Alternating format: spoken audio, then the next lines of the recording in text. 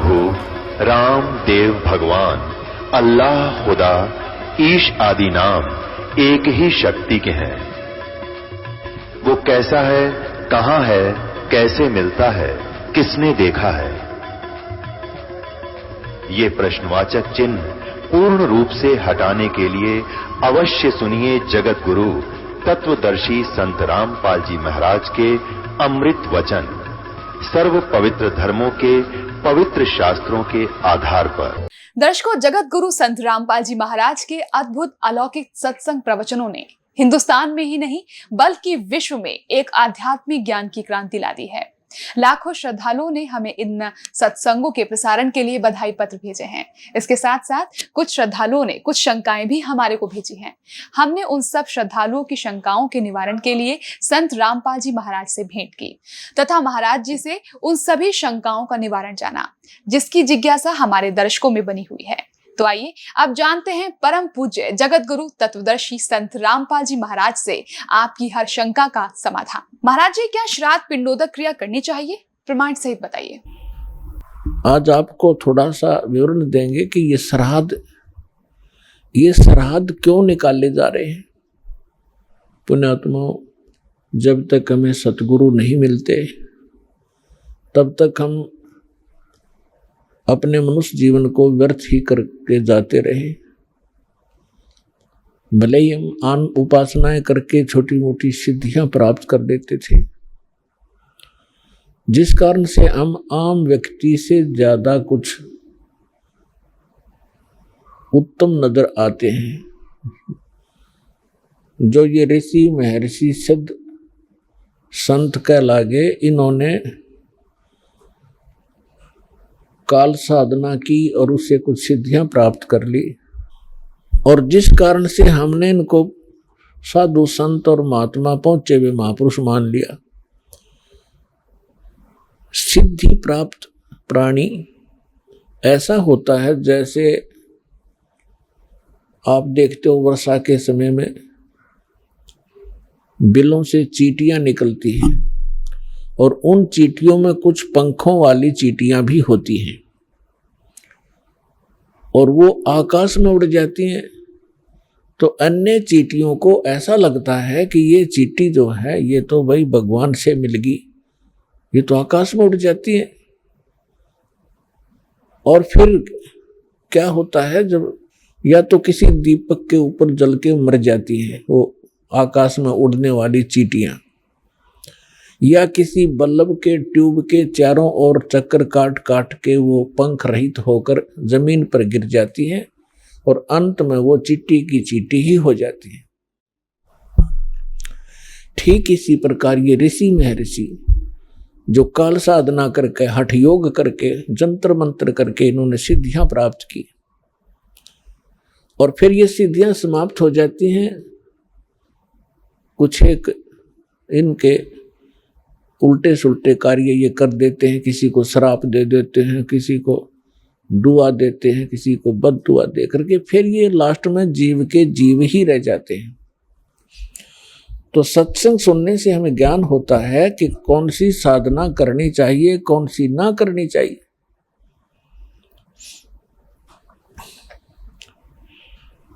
आज आपको थोड़ा सा विवरण देंगे कि ये श्राद्ध क्यों निकाले जा रहे हैं। हमारे जो धर्मगुरु थे ये अज्ञानी थे एक नंबर के। इनको ना अपने सिलेबस का पता था, अपने टेक्स्ट की बुक्स का पता नहीं। पुराण, श्रीमद् भगवद गीता और वेद ये हमारे आध्यात्मिक सिलेबस है, और हमारे धर्मगुरु संस्कृत जानते थे और ये संस्कृत बोला करते थे। गीता का और वेदों का मंत्र तो वही बोल देते थे, अनुवाद अपने हिसाब से गलत करते थे, जिस कारण से हमारे अंदर भ्रम बना रहा कि ये बड़े विद्वान हैं, संस्कृत भाषा जानते हैं, इन्होंने सदग्रंथों को ठीक ठीक जाना होगा। इन्होंने अपना भट्ठा बैठाया और साथ में हमारे पूर्वज भूत बनवा कर छोड़ दिए। एक मोटा सा उदाहरण देता हूं आपको। एक समय एक रुचि ऋषि थे। उस ब्राह्मण ने वेदों को समझा और उसके आधार से अपना जीवन प्रारंभ किया भक्ति मार्ग का। उसकी उम्र 40 वर्ष की हो गई थी, उसने विवाह नहीं किया, ब्रह्मचारी पद में रहता हुआ वेदों अनुसार अपनी साधना कर रहा था जैसा उसको ज्ञान था। 40 वर्ष की आयु जब हुई, उसके पूर्वज 4 ब्राह्मण और दिखाई दे जो मर चुके थे, मृत्यु को प्राप्त हो चुके थे, पिताजी, दादाजी और परदादाजी और फिर चौथा दादाजी। वो चारों उसको आकाश में दिखाई दी, आवाज लगाई कि बेटा रुचि, आपने विवाह क्यों नहीं किया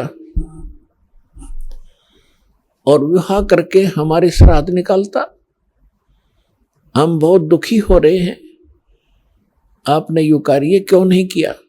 तो रुचि ऋषि कहने लगा कि हे पितरमहो,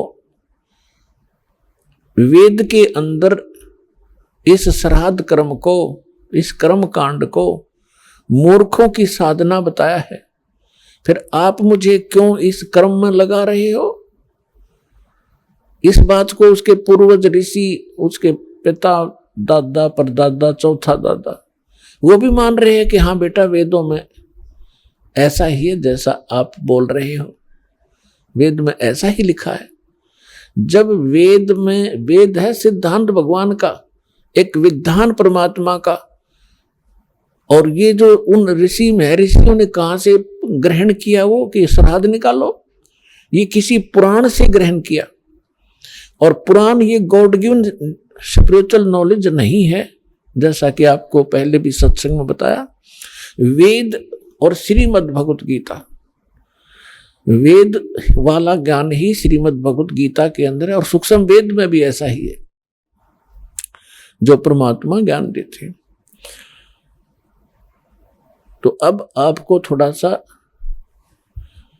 मार्कंडेय पुराण से ये प्रकरण रूबरू करते हैं, जिसमें रुचि ऋषि और उसके पूर्वजों का जो भूत बनकर धक्के खा रहे हैं और अपने पुत्र को भी उसी विवश कर रहे हैं कि तू भी मनभूत गलत साधना करके। ये देखिएगा मार्कंडेय पुराण, मार्कंडेय पुराण सचित्र मोटा टाइप, केवल हिंदी संक्षिप्त, गीता प्रेस के रूप से प्रकाशित है। और ये कहां से छपा है, अब इसके हम आपको ले चलते हैं 242-43 पे। ये देखिएगा 242 पृष्ठ पे मार्कंडेय पुराण, संक्षिप्त मार्कंडेय पुराण, रोच्य मुनि की उत्पत्ति कथा। मार्कंडेय जी कहते हैं, ब्रह्मन पूर्व काल की बात है, प्रजापति रुचि ममता और अहंकार से रहित इस पृथ्वी पर विचरते थे। उन्हें किसी से भय नहीं था, वे बहुत कम सोते थे। उन्होंने न तो अग्नि की स्थापना की थी और न अपने लिए घर ही बना रखा था।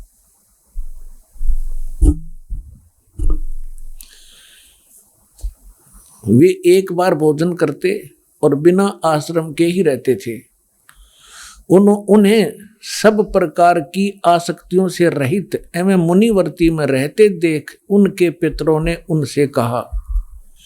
पितर बोले, बेटा ये देखो, ये भूत दिख गए इसने, ये देखो ये भूत दिखाई देंगे चारों, ये पिताजी, दादाजी और फिर दादा का पिताजी, दादा का परदादा जी, ये चारों भूत बन रहे ऋषि जी। अब ये क्या इंस्ट्रक्शन दे रहे हैं देखिएगा। पितर बोले, बेटा विवाह स्वर्ग और अपवर्ग का हेतु होने के कारण एक पुण्य में कार्य है, उसे तुमने क्यों नहीं किया। गृहस्थ पुरुष समस्त देवताओं, पितरों, ऋषियों और अतिथियों की पूजा करके पुण्य में लोकों को प्राप्त करता है। वह स्वाहा के उच्चारण से देवताओं को, श्रद्धा के शब्द से पितरों को तथा अन्नदान बलि वैश्वदेव आदि से भूत आदि प्राणियों एवं अतिथियों को उनका भाग समर्पित करता है। बेटा हम ऐसा मानते हैं कि गृहस्थ आश्रम को स्वीकार न करने पर तुम्हें इस जीवन में क्लेश पर क्लेश उठाना पड़ेगा और मृत्यु के बाद और दूसरे जन्म में भी कलेश ही भोगने पड़ेंगे। अब रुचि ऋषि कहता, पितृगण परिग्रह मात्र ही अत्यंत दुख एवं पाप का कारण होता है और तथा उससे मनुष्य की अधोगति होती है। यही सोचकर मैंने पहले स्त्री संग्रह नहीं किया। अब हम ज्यादा ना पढ़कर आपको अपने काम की बात पढ़ावांगे। पितर बोले, बेटा जितेंद्रिय होकर आत्मा का प्रक्षालन करना उचित ही है। तुम जिस पर चल रहे हो वह मोक्ष मार्ग है। रुचि ने पूछा, पितामहो वेद में कर्म मार्ग को, किसको? जैसे ने भी बताया था कि इन्होंने बताया था, इन पितरों ने, कि गृहस्थ पुरुष समस्त देवताओं, पितरों, ऋषियों और अतिथियों की पूजा करके पुण्य लोकों को प्राप्त करता है। वह सभा के उच्चारण से देवताओं को सवधा के शब्द से पितरों को अन्न दान, बलि, वैश्वदेव आदि से भूत और आदि प्राणियों एवं अतिथियों का उनको भाग समर्पित करता है। बेटा हम ऐसा मानते हैं, गृहस्थ आश्रम को स्वीकार ना करके तुमने जीवन में क्लेश पे क्लेश भोगने पड़ेंगे। भावार्थ है कि तो तुम ये श्राद्ध श्रुद्ध ना निकालता, ये निकाल है। अच्छा यूं क्या कह रहा है फिर? ये कह रहे हैं कि जो तू लग रहा है ना, यूं तो है मोक्ष मार्ग। अब के पूर्वज कह रहे हैं कि जो तू लग रहा है वो मोक्ष मार्ग है, और हम बताओ वो नरक मार्ग में आ जा, तू मोक्ष मार्ग न छोड़ दे। ये देवता कह रहे कि पितर, देखो पितर बोले, बेटा जितेंद्रिय होकर आत्मा का प्रक्षालन करना उचित है, किंतु तुम जिस पर चल रहे हो तो मोक्ष मार्ग है। हरिभाम बतावांगे वो कौन सा मार्ग है। अब रुचि ने पूछा, पितामहो वेद में कर्म मार्ग को अविद्या कहा गया है। ये श्राद्ध श्रुद्ध निकालना, भूतों की पूजा करना, तेरहवीं करना, ये सारा कर्म मार्ग है, कर्म कांड है। वेद में कर्म मार्ग को अविद्या, मूर्खों का मार्ग कहा गया है। फिर क्यों आप लोग मुझे उस मार्ग पर लगाते हैं? पितर बोले, ये सत्य है कि कर्म को अविद्या ही कहा गया है, इसमें तनक भी मिथ्या नहीं। फिर क्या रह गया? अब इनकी अकल देखो, इनकी चोर ले गए इनकी अकल को, इन पितरों की, श्राद्ध निकलवाने वालों की। अब वो लड़का ठीक साधना कर रहा था अपनी वेदों के आधार से, और ये भी मानते हैं कि तू आप जो साधना करे तो मोक्ष मार्ग है। और नो क्या हमारे वाले माजा तू कुएं में गिर पितर बने। और ये कह रहा है कि रुचि कह रहा है कि ये तो दो वेद में इसको मूर्खों की पूजा बताया है, अविद्या क्या है, और खुद भी मानते हैं ये बात तो सही है, इसमें कोई मिथ्या नहीं। फिर टट्टू रह गया, थारा शर रह गया। क्या रह गया? जो वेद में रिजेक्ट कर दिया कि साधना नहीं करनी चाहिए, पितर पूजा, भूत पूजा। अब कहने का भाव ये है कि इन्होंने इस रुचि को डरा धमका के, अटबट सुना के, अब जिसके पहले वाले 4 दादे परदादे पिताजी दिखाई दे जा, ये तो खैर बुद्धिमान व्यक्ति था, थोड़ा बहुत इसने तो अपना तर्क दे भी दिया। और आपको कोई 4 दादे दिख जाए तो जब समर्पण कर दो, बोलो जी के को हो वही कर दूंगा।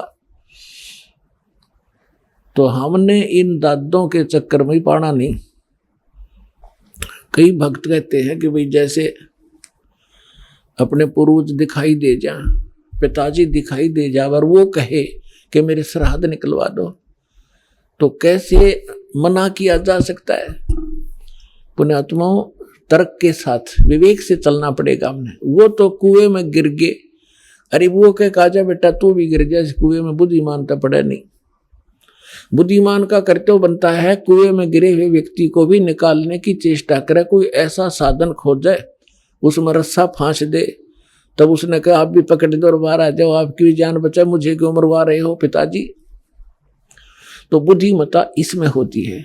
अब कुएं में गिरे हुए व्यक्ति को निकालना चाहिए, ना कि भावुकता में छलांग लगा दे, दोनों मर गए फिरता है। तो इन गलत साधना करके जो भूत योनि, पितृ योनि प्राप्त कर चुके हैं, उस साधना को हम नहीं करेंगे, नहीं तो हम भी उस कुएं में गिर जाएंगे। अपने आत्मा श्रीमद् भगवत गीता में क्या बताया है?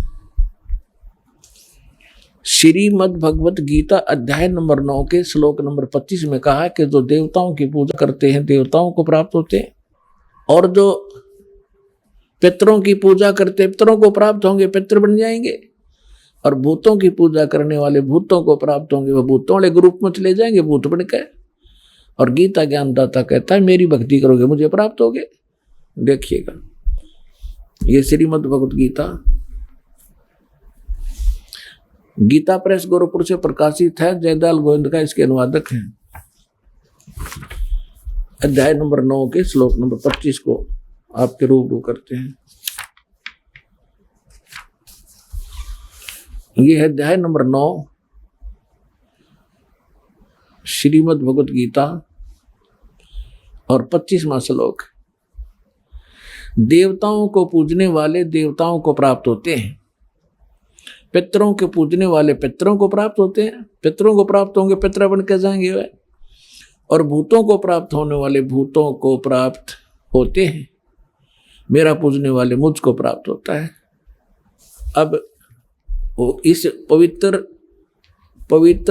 श्रीमद् भगवत गीता ने भी स्पष्ट कर दिया, भूत पूजोगे तो भूत बनोगे, पितर पूजोगे पितर बन जाओगे, और देवताओं की पूजा करोगे देवताओं के लोक में जाकर उनके अनुचर बनोगे।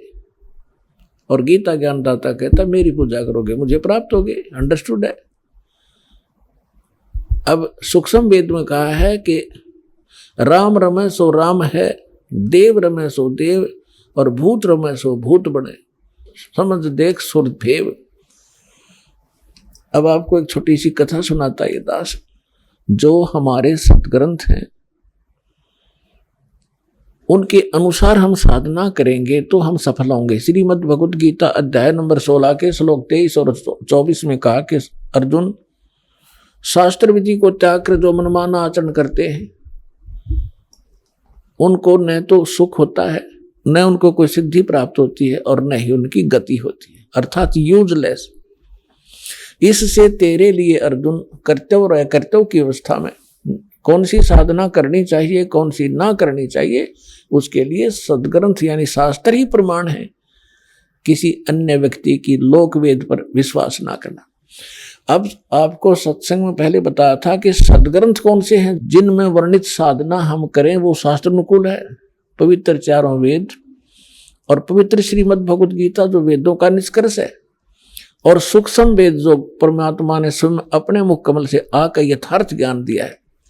इसके अतिरिक्त जो पुराण है वो परमात्मा का आदेश संविधान नहीं है, वो ब्रह्मा जी का ज्ञान है। और ब्रह्मा जी के साथ साथ फिर उन्होंने प्रत्येक ऋषि ने अपना कुछ अनुभव मिला करके अलग अलग पुराण बांट दिए। शिव पुराण, विष्णु पुराण, जो देवी पुराण, मार्कंडेय पुराण। जैसे मार्कंडेय ऋषि जी ने ब्रह्मा जी से प्राप्त ज्ञान को अपने हिसाब से सेट करके वेदों से मिला करके बनाया, तो जो वेदों से मिलता है वो तो वेद ज्ञान है, और जहाँ मार्कंडेय ऋषि ने अपने तुक्के मारे हैं वो पुराणों का ज्ञान है, ब्रह्मा जी का ज्ञान है, वो गॉड गिवन नहीं है। जो परमात्मा का दिया हुआ ज्ञान है वो संविधान है, उसके अतिरिक्त किसी ब्रह्मा जी का या किसी ऋषि का दिया हुआ विधान है अध्यात्म मार्ग का, तो उसका अपना है, एक अधिकारी का आदेश है, मालिक का आदेश नहीं है। जैसे एक समय एक दरोगा जी का मित्र था, एक ग्रामीण किसान, और उसने अपने मित्र दरोगा से कहा कि मेरा एक पड़ोसी है, साथ वाले मकान में रहता है एक व्यक्ति, और वो मुझे बहुत दुखी करता है, कोई समाधान बताओ। तो दरोगा जी ने कहा कि मार उसका लठ, माप देख लूंगा। अब उस व्यक्ति ने अपने मित्र दरोगा जी यानी एक अधिकारी की आज्ञा का पालन करके अपने पड़ोस वाले उस व्यक्ति के साथ झगड़ा ठान लिया और उसका लठ मार दिया। लठ मारने से उसकी मृत्यु होगी। अब उस व्यक्ति ने एक अधिकारी की आज्ञा का पालन करके राजा का विधान भंग कर दिया राजा का विधान है कि कोई किसी की हत्या करेगा तो उसको सजाए मौत होगी। वही अधिकारी, वो SHO, अपने उस मित्र को अरेस्ट करना पड़ा उसने और हवालात में डालना पड़ा और फिर उसको सजाए मौत होगी। तो पुण्यात्माओं, जो वेद, गीता और सूक्ष्म वेद, ये है विधान परमात्मा का। इसके अतिरिक्त कोई व्यक्ति विशेष या कोई ऋषि विशेष या कोई देव विशेष अपने सत्र का कोई ज्ञान आपको देता है, आदेश देता है कि ऐसा कर लो, ऐसा कर लो। अगर वो वेदों में नहीं मिलता है तो वो परमात्मा का विधान खंड होगा उसकी आज्ञा पालन करने से। अब आपको थोड़ी सी झलक दिखाते हैं इन पितरों, इन ये कहाँ से लाए श्राद्धने का ये सिस्टम।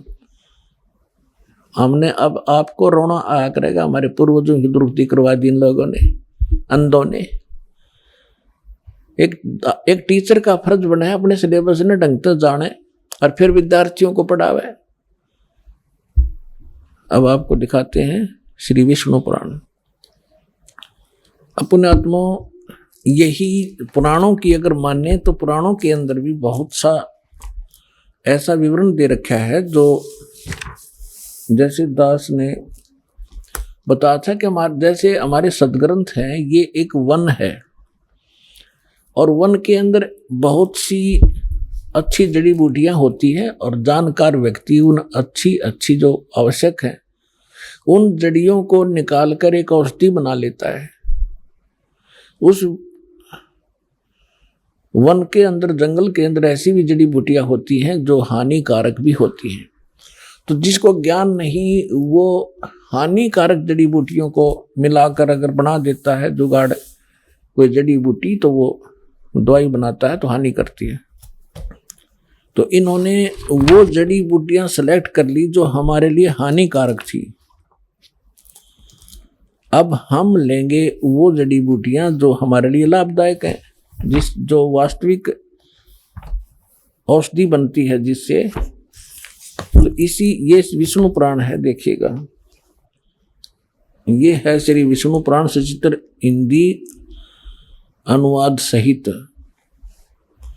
और गीता प्रेस गोरखपुर से प्रकाशित है। इसके अनुवादक कौन है ये भी दिखा देते हैं आपको। इसके अनुवादक हैं श्री मुनीलाल गुप्त और गीता प्रेस गोरखपुर से प्रकाशित है। इसके 213 पृष्ठ पर थोड़ी सी झलक दिखाते हैं। समझदार को संकेत पर्याप्त होता है। ये तृतीय अंश और अध्याय नंबर 15 चल रहा है, 16 के आगे शुरू हो जाता है। हम 15 पढ़ेंगे। हे राजन, श्राद्ध करने वाले पुरुष से विश्व देवगण, पितृगण, पितामह और कुटुंबजन सभी संतुष्ट रहते हैं। जो श्राद्ध करते हैं उनसे देवगण, पितृगण, पितामह, कुटुंबीजन सभी संतुष्ट रहते हैं। आगे क्या कहा कि हे भूपाल, पितृगण का आधार चंद्रमा है और चंद्रमा का आधार योग है। इसलिए श्राद्ध में योगी जन को नियुक्त करना अति उत्तम है। हे राजन, यदि श्राद्ध भोजी एक सहस्र ब्राह्मण हो, ब्राह्मणों के सम्मुख श्राद्ध खाने के लिए आए हुए 1000 ब्राह्मणों के सम्मुख एक योगी भी हो तो वह यजमान के सहित उन सब का उद्धार कर देता है। अब इससे क्या स्पष्ट हुआ? वही श्राद्धों की महिमा बताने वाला औरव ऋषि बोल रहे हैं। औरव वो क्या बता रहा है कि श्राद्ध निकालने वाला पितरों को और पितृगण, पितामह, कुटुंबीजन और देवताओं को खुश करता है। फिर इसके साथ साथ फिर स्पष्ट कर दिया है कि श्राद्ध कर रहे हो। श्राद्ध का अर्थ होता है एक धार्मिक अनुष्ठान। तो उसमें ये बताया कि उस धार्मिक अनुष्ठान में यदि 1000 ब्राह्मण आ रहे हों श्राद्ध जीवने वाले, उनके सामने एक योगी आ जा उनके साथ में। अब योगी का क्या अर्थ है? गीता अध्याय नंबर 2 के श्लोक नंबर 53 में कहा कि अर्जुन, जिसमें तेरी बुद्धि भिन्न भिन्न प्रकार के वचनों से विचलित ना होकर हटकर एक तत्व परमात्म तत्व ज्ञान के ऊपर आश्रित हो जाएगी, तब तो तू योग को प्राप्त होगा, तू भगत बनेगा, योगी बनेगा। तो अब यही भी बताया है कि योगी वो होता है जो पूर्ण परमात्मा के ज्ञान से परिचित हो, अटल ज्ञान रखता हो, सत साधना कर रहा हो। उसको भोजन कराने से कहते हैं उन पितरों का भी उद्धार हो जा, 1000 ब्राह्मणों का उद्धार हो जा जो पेट भरते फिर रहे हैं, जिनको ज्ञान कति नहीं, और यजमान का भी उद्धार हो। तो पुण्यात्माओं, दास ने आपको सबसे पहले योगी बनाया है। और यहां पर जो साधना होती है, 10वें दिन श्राद्ध होने लग रहे, यहाँ पर 10वें दिन समागम होते हैं, और जो भी दान पुण्य आप करते हो ये सब योगी खाते हैं, और इनके खाने से आपके पितरों का भी उद्धार होगा जो यहाँ दान कर रहे हैं। ये तो पुराण भी बता रही है और परमात्मा भी यही बता रहे हैं कि भक्ति बीज होवे जो हंसा, तारू तास के कोत्र वंशा। अब देखिएगा, ये है विष्णु पुराण, हम पढ़ रहे थे अभी आपको, और 213 पृष्ठ पे 3 अंश, और ये अध्याय 15 है, 16 यहाँ से शुरू होता है, इससे पहले 15 में है ये। हे राजन, और ऋषि ब्राह्मण कह रहा है कि हे राजन, श्राद्ध करने वाले पुरुष से विश्व देवगण, पितृगण, पितामह और कुटुंबीजन सभी संतुष्ट रहते हैं। हे भूपाल, पितृगण का आधार चंद्रमा है और चंद्रमा का आधार योग है, इसलिए श्राद्ध में योगी जन को नियुक्त करना अति उत्तम है। हे राजन, यदि श्राद्ध भोजी 1000 ब्राह्मण हो, सहस्र मान 1000, और ब्राह्मणों के 1000 ब्राह्मणों के सम्मुख एक योगी भी हो, तो वह यजमान के सहित उन सब का उद्धार कर देता है। एक साधे सब सदे, सब साधे सब जावे, माली सिंचे मूल को फिर फले फूले गाय। योगी वो नहीं है जो पेट का पानी हला के दिखा दे, ऊपर न पैर कर ले नीचे न सुर, वो योगी नहीं है। वो तो एक प्राकृतिक चिकित्सक है वो व्यक्ति, वो संत नहीं है। योग का अर्थ होता है परमात्मा से मिलने का, योग करने का तरीका। योगी माने भक्त, साधक। तो अब आपको क्या सिद्ध हुआ कि हमारे सदग्रंथ वेद हैं, वेद अनुसार साधना करने से हमें हमारी शास्त्र अनुकूल साधना बनती है। और वेद और गीता दोनों एक ही हैं, और परमेश्वर ने जो ज्ञान दिया वो आपको सुबह सुना ही दिया था। रे भोली सी दुनिया, सतगुरु बिन कैसे सरिया, रे भोली सी दुनिया, सतगुरु बिन कैसे सरिया। अपने लला के बाल उतरवावे देख के चीना लग जइया, एक बकरी का बच्चा लेके उसका गला कटैया, रे भोली सी दुनिया, सतगुरु बिन कैसे सरिया। फिर काचा पाका भोजन बना के और माता धोकने गईया, और उस माता ऊपर कुत्ता मुत्ता, ओ क्यों ना मर गईया, रे भोली सी दुनिया, सतगुरु बिन कैसे सरिया। जीवित बाप के लट्ठम लट्ठा, जीवित बाप के लट्ठम लट्ठा, और मुए गंग पुचैया, जब आवे आसोज का महीना फिर कौआ बाप बनैया, रे भोली सी दुनिया, सतगुरु बिन कैसे सरिया। और उन्हीं से प्राप्त ज्ञान को गरीबदास साहब जी कहते हैं कि प्रेत छला पर जा बिराजे पितरों पिंड भराई, और बहुर श्राद्ध खान को आए फिर काग भय कलमाही। नर से तीतु पशुआ की जय गद्दा बैल बनाई, ये 56 भोग कहा मन बोरे, कित कुर्डी चरडे जाई। फिर क्या बताते हैं, जय सतगुरु की संगत करते ये सकल कर्म कट जाई, अमरपुरी पर आसन होते जहां धूप ना छाई। यदि तुम सतगुरु की शरण में आ जाते, ये सारे फंड छूट जाते, ना अपसराध निकालने, ना पितर बनना, ना भूत बनना, और सतलोक चले जाते।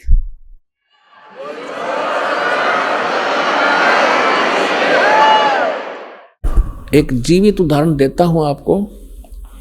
मेरे पूज्य गुरुदेव जी इसी हरियाणा स्टेट से भिवानी डिस्ट्रिक्ट में एक दादरी के पास बड़ा पैतावास गांव है, वहां के रहने वाले थे। उनका जन्म पवित्र ब्राह्मण कुल में हुआ था, लेकिन उनको ज्ञान हो गया था कि जिस आधार से ये ब्राह्मण ब्राह्मण कहलाते हैं, ये ब्राह्मण नहीं है, ये तो एक परंपरा पड़ेगी।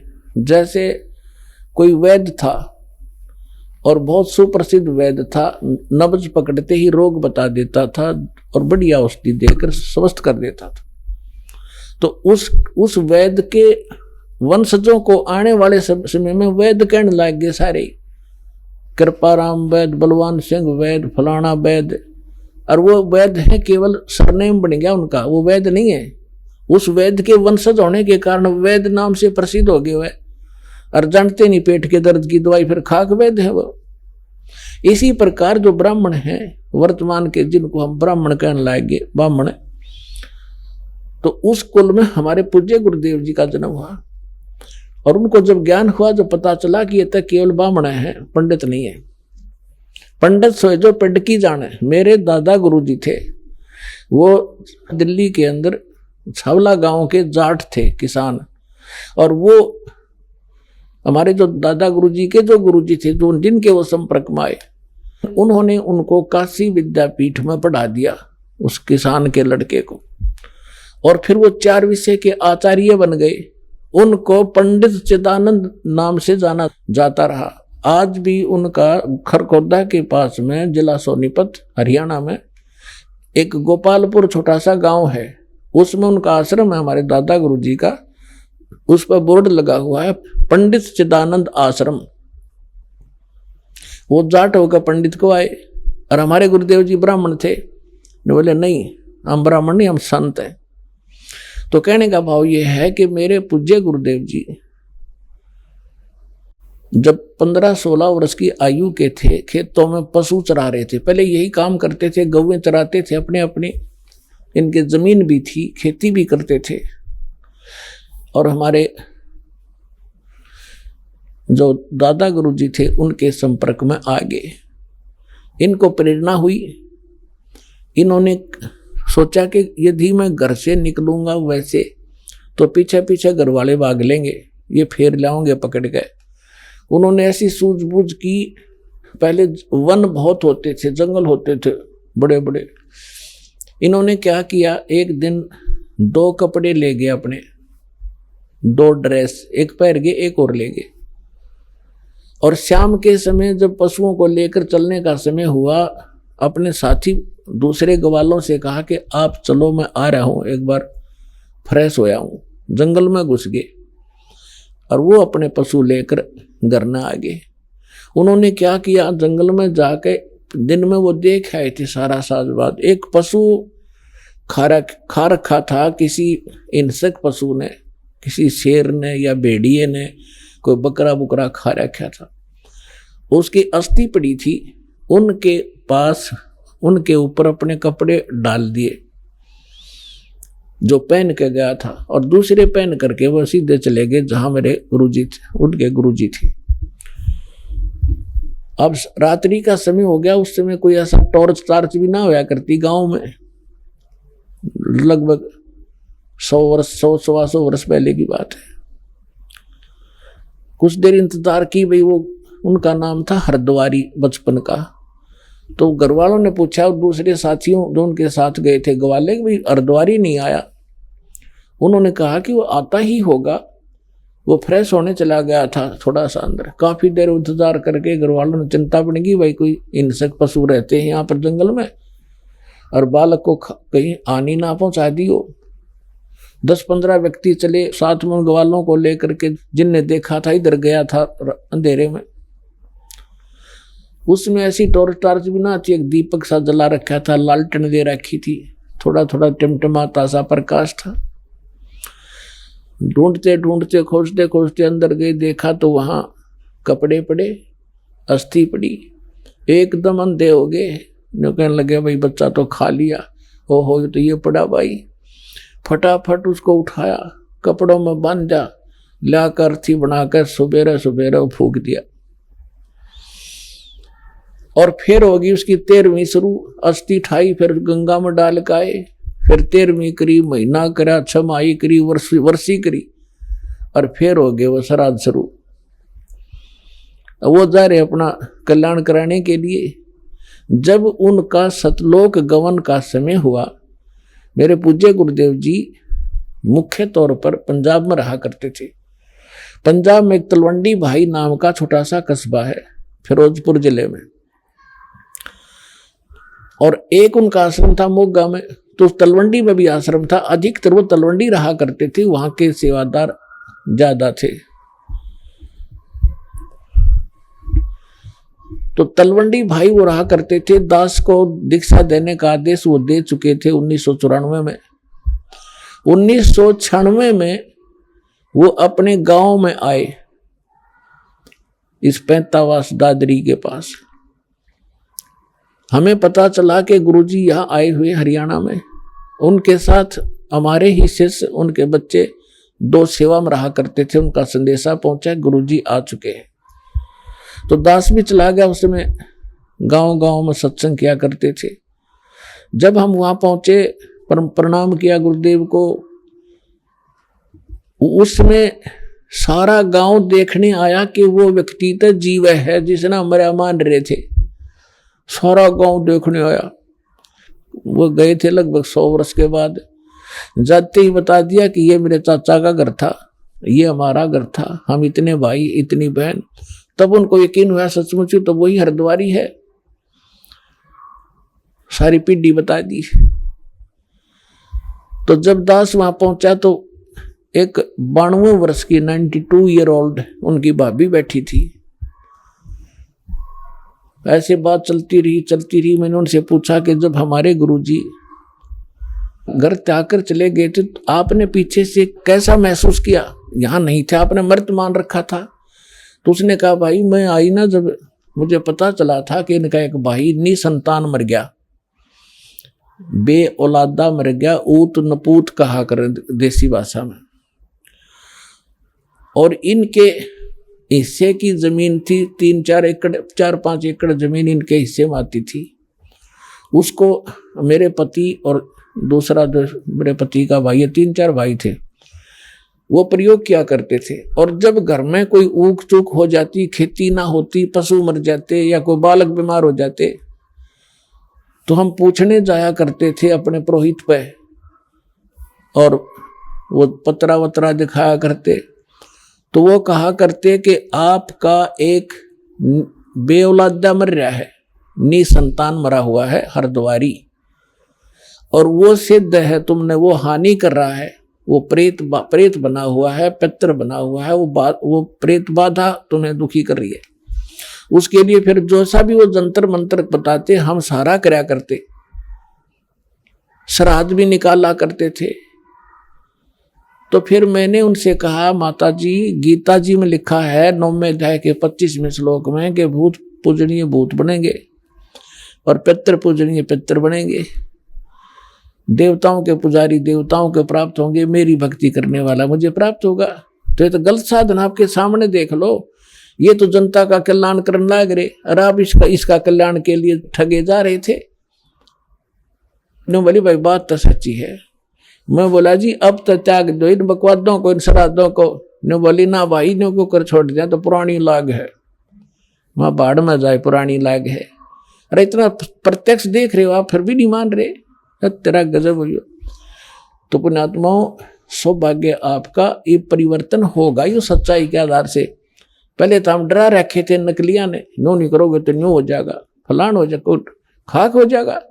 मालिक सिर पर बैठे, समर्थ का शरणाग हो रंग होरी हो, भाई कदे ना हो काज राम रंग होरी हो। समर्थ का शरणा हो, फिर कैसे हो जाए। एक भगत बता रहा था,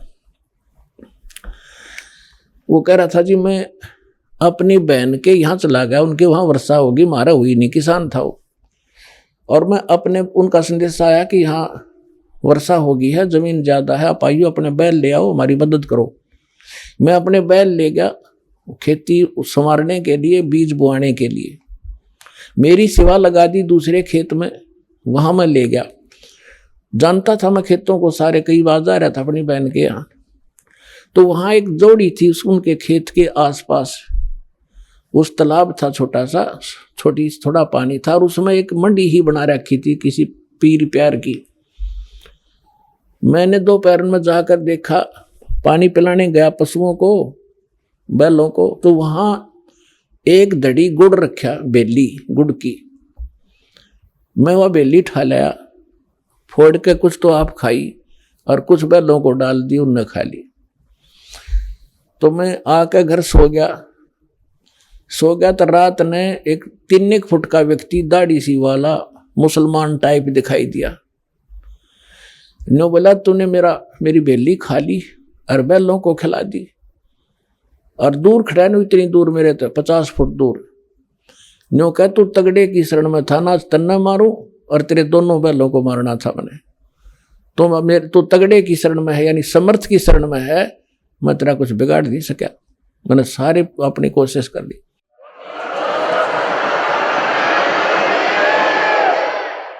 तो मैं सुबह उठा, मेरा पसीने आ रहे, डर गया मैं। फिर उसने देख कर अकल सकल सी उसकी, मैंने अपनी बहन से पूछा कि मैंने ऐसे ऐसे एक बेली रखी थी गुड़, आप खा लिया, कुछ बैलों को खिला दिया, और मुझे ऐसे ऐसे कितनी उम्र साइज का एक व्यक्ति दिखा, मुसलमान जैसा, यू के है। तो उसकी बहन बोली, रे भाई तू बच क्यों कर गया, उसने तो घड़े चेटक कर रखे हैं, जब उसका किसी ने इतना भी कोई सामान उठा लिया ने, उसको मारे और उसके पशुओं में इतनी हानि कर दिया था, हाहाकार मचा देता, तुम बचा क्यों करे। फिर बोला, मुझे और दृढ़ विश्वास हो गया, बच गया मैं। वो तो हाथ जोड़ के गया, फिर मेरे गुरु जी का गए ने बोला, तू तगड़े की शरण में है, और जा शरण में ना होता तन्ना तुझे मारता और तेरे बैलों को खत्म करता। तो पुण्यात्मा, समर्थ का शरणाग हो, रंग होरी हो, भाई कदे न हो ए काज, राम रंग होरी हो। आइए अब हम उन श्रद्धालुओं के अनुभव जानते हैं जो जगत गुरु तत्वदर्शी संत रामपाल जी महाराज जी से दीक्षा प्राप्त कर चुके हैं तथा उनके द्वारा बताए गए भक्ति मार्ग पर चल रहे हैं। नमस्कार सर। नमस्कार सर साहब। शुभ नाम है जी आप जी का? मेरा भक्त शिशुपाल दास है। सर कहाँ से आए आप? मैं मेरपुरा पोस्ट मसूरी, जिला भिंड, मध्य प्रदेश से आया हुआ हूँ। सर क्या काम करते हैं आप? मैं वैसे चिकित्सक हूँ, आयुर्वेद और होम्योपैथी से मैं चिकित्सा करता हूँ। सर परम संत सतगुरु रामपाल जी महाराज की शरण में आने से पहले आप कौन सी भक्ति करते थे? मैं दुर्गा जी के और हनुमान जी का विशेष भक्त था मैं उस टाइम तक मैं। तो जो आप दुर्गा जी की भक्ति करते थे या हनुमान जी की भक्ति करते थे, उस भक्ति से आपको क्या लाभ मिलता था? नहीं, वैसे विशेष लाभ मुझे कभी नहीं हुआ। सर परम संत सतगुरु रामपाल जी महाराज की शरण में आप कैसे आए? मेरे पैर में गैंग्रीन हो गया था 25 अप्रैल 2009 को। मैं भिंड पहुंचा था, उस टाइम चुनाव का माहौल था। मुझे एक बंदा लेके गया था, भिंड हॉस्पिटल में लेके गया था। वहाँ जाके उन्होंने भर्ती करवाया, तो डॉक्टर ने देखते से बोले ये तो पैर में गैंग्रीन है, बोले पैर काटना पड़ेगा मुझे। तुमने अब जो भी हो, तो घर पे से मैं अकेला आया तो वो वापस चले गया था। उसके बाद में मैं हॉस्पिटल में पड़ा रहा, सुबह से शाम तक मैंने करीबन बहुत सारे डॉक्टरों को बताया, सभी का एक ही इलाज था। सभी ने एक ही बात कही थी मुझे कि आपका पैर काटना पड़ेगा, गैंग्रीन है, इसके पैर काटने के अलावा इसका कोई भी ट्रीटमेंट है ही नहीं इसका। बाद में मेरा चिकित्सा पिताजी भी आ गए थे घर से। मुझे पढ़ने लिखने का काफ़ी शौक़ था।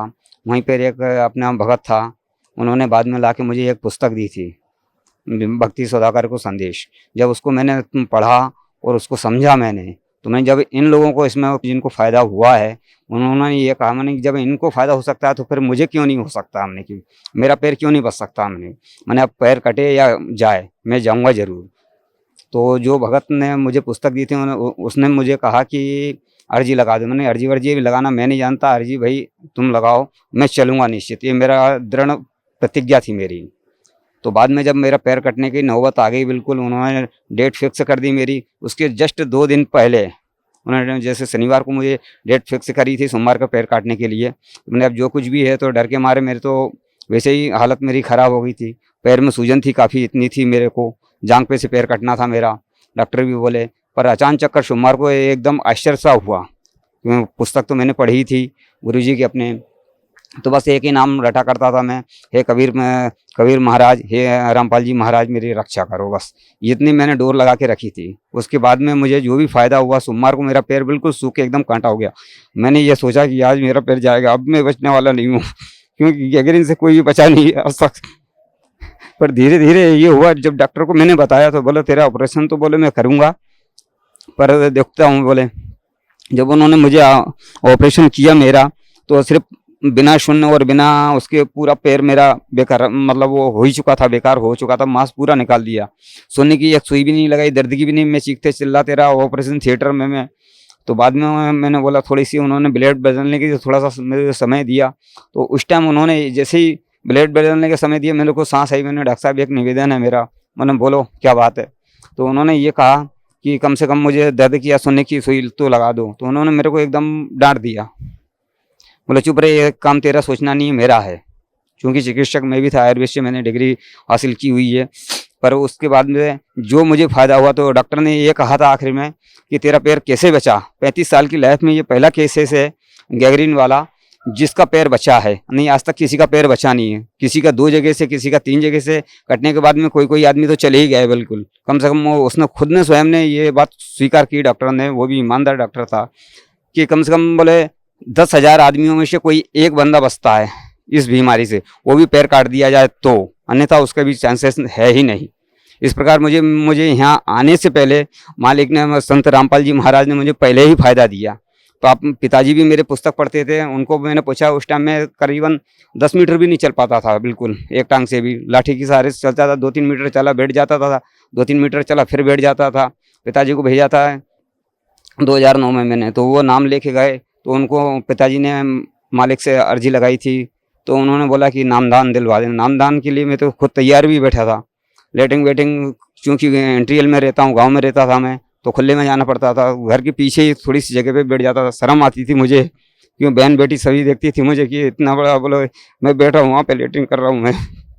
एक दिन मैं ऐसी कमरे में गया था, गुरु जी की मैंने तस्वीर देखी और उनको दंडवत प्रणाम करने के बाद में मैंने जैसे ही उनसे अर्जी लगाई, हे मालिक कम से कम इतना कर दो, भले मैं लाठी के सहारे से थोड़ा बहुत चल लूँ, मैं खेत 2 खेत तो चल लूँ, तो मैं आपके पास में आ सकूँ मैं। जैसे मैं वहाँ पे पहुँचा, तो दूसरे दिन रात को मैं, जो दिन में 3 या 4 गोलियाँ खाता था मैंने रात को 1 गोली भी नहीं खाई। फिर मैंने, क्योंकि दर्द नहीं हुआ पैर में, मैंने गोलियाँ नहीं खाई। जब गोलियाँ नहीं खाई, मैंने सुबह पापा को बोला, मैंने पापा बोले मैंने गोलियाँ नहीं खाई, मेरे को दर्द नहीं हुआ। तो बोले अच्छी बात है बोले। फिर मैंने गोली खाई ही नहीं। सिर्फ जिस दिन ड्रेसिंग होती थी उस दिन मैं पूरा मांस निकाल चुके थे डॉक्टर मेरा पैर का, तो घर पे ही ड्रेसिंग कर लिया करता था। इतनी हालत भी नहीं थी, क्योंकि बीमारियों ने घर पे, पूरे घर पे हमको जकड़ कर रखा था, सभी को, माता को, पिताजी को, मुझे भी। तो हालत इतनी ख़राब हो गई थी। जब मैं थोड़ा बहुत चलने लगा, उसके बाद में मैं यहाँ पर आया। 11 जुलाई 2009 को मैं यहाँ पहली बार आया था, नामदान लिया। सर, परम संत सतगुरु रामपाल जी महाराज से नाम उपदेश लेने के बाद आपको क्या लाभ मिला? उसके बाद में पहली बात तो ये हुआ कि उसके बाद में मुझे फिर पुनः कुछ शायद मेरी गलती हो गई थी क्या, तो थोड़ा सा मुझे पैर में कीड़े पड़ गए थे मेरे। ये 2009 में दीपावली की बात है, अमावस की बात है। उस दिन मैंने ड्रेसिंग के लिए जैसी पट्टी खोली, वैसी कीड़े झड़ने लगे, जैसे पैर हिलाऊँ जैसे नीचे टप टप करके गिरे। मैंने अब तो जाना ही, अब तो बचना है, कोई चांसेस है ही नहीं। पर मैंने आश्रम के लिए फ़ोन किया, तो आश्रम से मुझे वापस फ़ोन गया, तो उन्होंने बोला आप ज्योति लेके आ जाना, बोले यहाँ पे। मैंने, पर मैं अभी चलने फिरने के लायक नहीं हूँ। तो बोले आप जब भी आओ, जब लेके आ जाना। तो मैंने ठीक, अच्छी बात है। पिताजी के यहाँ से मैंने ज्योति पहुँचा दी। बाद में मेरा ऑपरेशन, ग्राफ्टिंग होना थी। ग्राफ्टिंग के समय भी ग्वालियर हॉस्पिटल में मैं भर्ती था, वहाँ पे भी 1 महीना रहा। पर धीरे धीरे सब फायदा होता है। ग्राफ्टिंग के लिए मेरे शरीर में ब्लड नहीं था, बोले ब्लड को बढ़ाओ। मैंने, अब आप डॉक्टर दवाइयाँ दे रहे हैं और नहीं बढ़ रहा, तो उसका मैं कोई इलाज कर नहीं सकता। मैंने, मेरे पास में और एक्स्ट्रा किसी से ब्लड लेने की वो नहीं है, तादाद नहीं है। तो उन्होंने उसी टाइम मेरा ऑपरेशन चालू कर दिया। ओटी में जब मैं पहुँचा था, ग्राफ्टिंग चल रही थी, धड़ मेरा कमर से नीचे सुन्न था। तो एकदम मुझे उंगलियों पे मैं अपना गुरुजी का नाम ले रहा था, अपना मंत्र जाप कर रहा था मैं। तो डॉक्टर ने बोला कि क्या कर रहे हैं, मैंने कुछ नहीं, मैंने गुरुजी का नाम ले रहा हूँ बोले मैं। ऐसे करते करते एकदम मुझे कुछ देर बाद बातों में उनके मेरा ध्यान बटा, मेरे को घबराहट सी हुई तो उन्होंने ऑक्सीजन दे दिया मुझे। ऑक्सीजन कब निकाला उन्होंने, क्या किया, मुझे फिर पता नहीं है, पर बाद में उनकी एक शब्द मेरे कानों में गूंजा था, देखो मूवमेंट कर रहा है बोले ये। तो फिर बाद में मेरे को करीबन 1 हफ्ते बाद मैंने डॉक्टर से पूछा, मैंने एक बात बताया सर, मैंने कि कम से कम ये तो बता दो मुझे कि उस टाइम ऑपरेशन ओटी के अंदर मेरे साथ में क्या हुआ था। बोले कब, मैंने जिस दिन ऑपरेशन था, मेरे ग्राफ्टिंग हुई थी पैर पे, मतलब जांग पे से खाल निकाल के पैर पे चढ़ाई थी उस टाइम। बोले कुछ तो भी नहीं, मैंने कुछ तो हुआ था, आपने एक शब्द बोला था, मैंने मूवमेंट कर रहा है। मेरे गैर होश हुआ नहीं था, मैं बेहोश हुआ नहीं था मैं, पर मेरे शब्द में बीच में कहाँ गई ऑक्सीजन, आपने कब निकाली मेरे शरीर से, मुंह पे से कब हटाई थी, मुझे जानकारी नहीं। तो बोले तुम बोले 5 या 7 मिनट के लिए बोले चले गया था, बोले शरीर में जान नहीं रही थी। जो हार्ट में इंजेक्शन लगाते हैं वो भी इंजेक्शन लग चुका था, पर मुझे कुछ भी नहीं पता था। इस प्रकार परमात्मा ने मुझे डबल से जीवन दान दिया था मुझे वापस। उसके बाद में फिर भक्ति करते रहा मैं आराम से। अभी 2 साल पहले मुझे लीवर और तिल्ली में अचानक चक्कर बहुत ज़्यादा सूजन आ गई। डॉक्टर ने फिर ऑपरेशन का बोला मुझे कि ऑपरेशन करवा लो आप। बोले ऑपरेशन नहीं करवाओगे तो बोले मर जाओगे। तो मैंने आप जिंदा रखने की मुझे गारंटी देते हो क्या? बोले ऐसा भी कोई होता है क्या? नहीं होता। मैंने छुट्टी करो मेरी।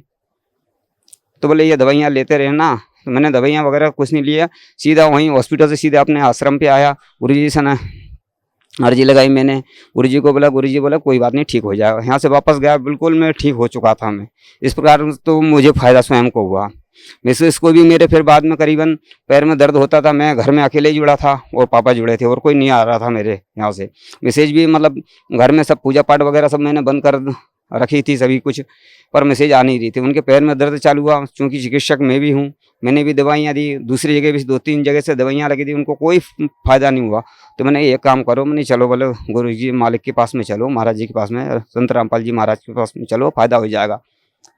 तो बोले मरती क्या नहीं करती। वही किस्सा उसके साथ में हुआ। उन्होंने दंडवत प्रणाम किया, बोले फ़ायदा तो नहीं हुआ। हमने धीरज रखो, थोड़ा थोड़ा मैंने आराम मिलेगा। तो उनको फिर मैंने अमृत जल थोड़ा सा पिलाया और रात भर में उनको आराम मिल गया। जहाँ लाठी के सारे से वो चल रही थी बिल्कुल बेधड़क चलने लगी, आराम मिल गया। फिर उसके बाद में मिसेस को भी फ़ायदा हुआ, बच्चे को भी फ़ायदा हुआ।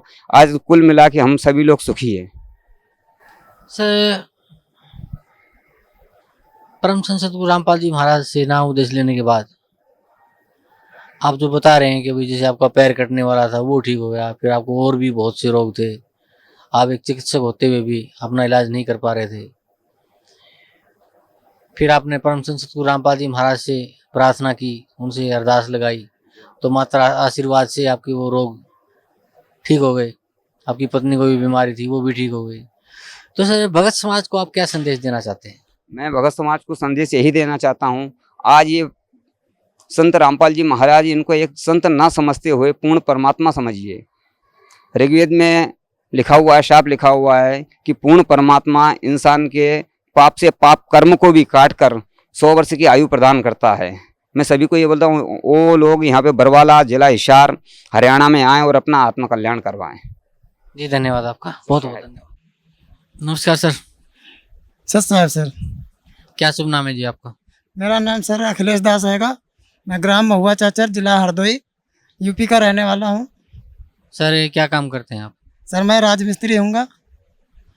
सर, संत रामपाल जी महाराज की शरण में आने से पहले आप कौन सी भक्ति करते थे? सर मैं इनसे पहले जो है हमारे घर में जो है ब्रह्मा विष्णु महेश की ये पूजा वूजा और जो व्रत करते थे, देवी दुर्गा माता का जो व्रत करते थे, हम भी कभी कभी व्रत करते थे। और जो है ये हमारे इधर जो डिस्ट्रिक्ट के सीतापुर में पड़ता है नाभी सारायण अमावस्या, वहाँ हर जाते थे जो है। और यही जो शंकर जी का स्थान है कि गोला लखीमपुर में, वहाँ भी जाया करते थे। लेकिन मेरे घर में कोई जो है सुख शांति नहीं होती थी, सब परेशान रहते थे। कोई लड़ाई झगड़ा मुकदमेबाजी, बहुत परेशान रहते थे। बीमारी सारे कुछ बचन नहीं हो रही थी, बहुत परेशान रहते थे सब। तो सर, संत रामपाल जी महाराज की शरण में आप कैसे आए? संत रामपाल जी की महाराज की शरण में ऐसा है, हम यहाँ से गए थे अपने सिस्टर की शादी में, शाहजहानपुर में मेरी मौसी की लड़की है, वहाँ गए थे। वहाँ शादी के बाद में मैं जो है मेरे पैर में दर्द होने लगा। दर्द होने के बाद में जो है वहाँ पे वो कुछ दर्द होने लगा, तो हमने सोचा ऐसे ही हल्का होगा। मैं फिर गाजियाबाद आया था, गाजियाबाद में मैं काम करता हूँ राजमिस्त्री का। उसके बाद में मेरे पैर में दर्द होने लगा, सवारी मिली नहीं, तो मैं अपने घर चला गया गाँव हरदोई महुआ चाचर को। वहाँ पे मेरे पैर में पता नहीं क्या हो गया, तो बहुत तेज़ दर्द हुआ। तो मैंने जो है डॉक्टर के पास ऑपरेशन करवाया। ऑपरेशन से वो इन्फेक्शन हो गया मेरे शरीर में, पूरा खून सा काला जैसा हो गया, पूरा शरीर में जहर हो गया समझ लो।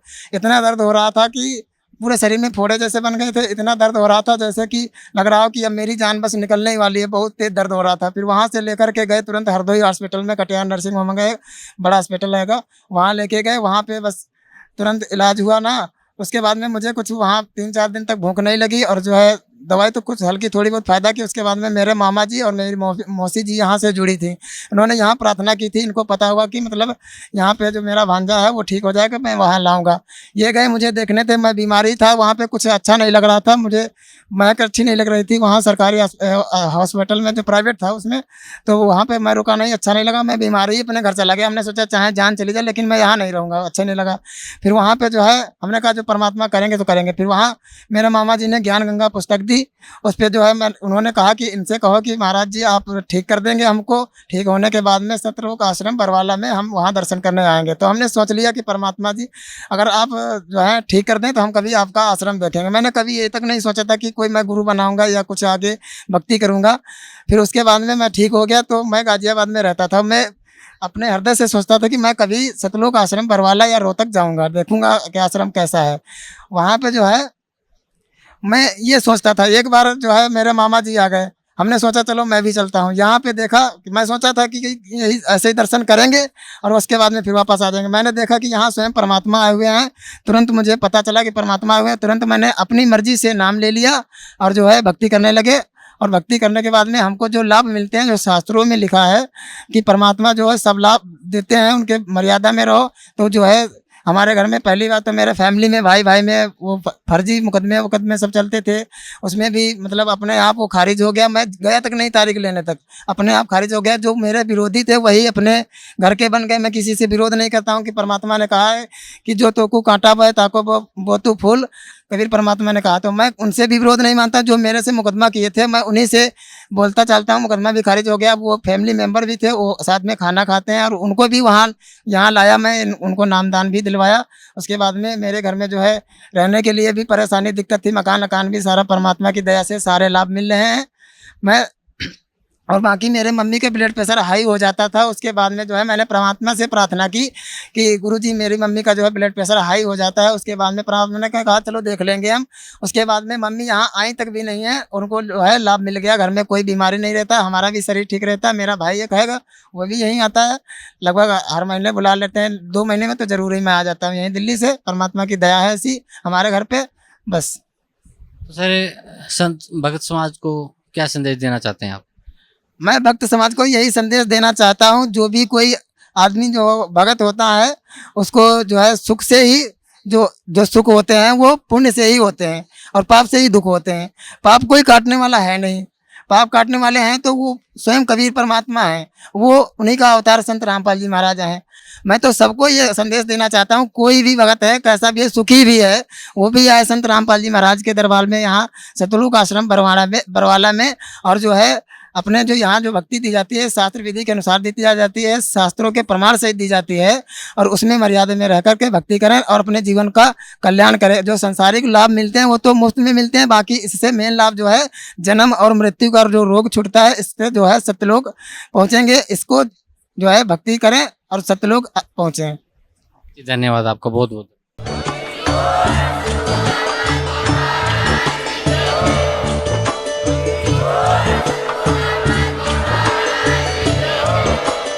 आप सुन रहे थे जगत गुरु तत्वदर्शी संत रामपाल जी महाराज जी के मंगल प्रवचन। अधिक जानकारी के लिए विजिट कीजिए हमारी वेबसाइट www.jagatgururampalji.org। संत रामपाल जी महाराज जी के शुभ आशीर्वाद से पूरे विश्व भर में 500 से भी ज्यादा नाम दीक्षा केंद्र हैं, जिन पर संत रामपाल जी महाराज जी द्वारा ऑनलाइन निशुल्क नाम दीक्षा दी जा रही है। अपने नजदीकी नाम दीक्षा केंद्र का पता करने के लिए संपर्क करें 8222880541।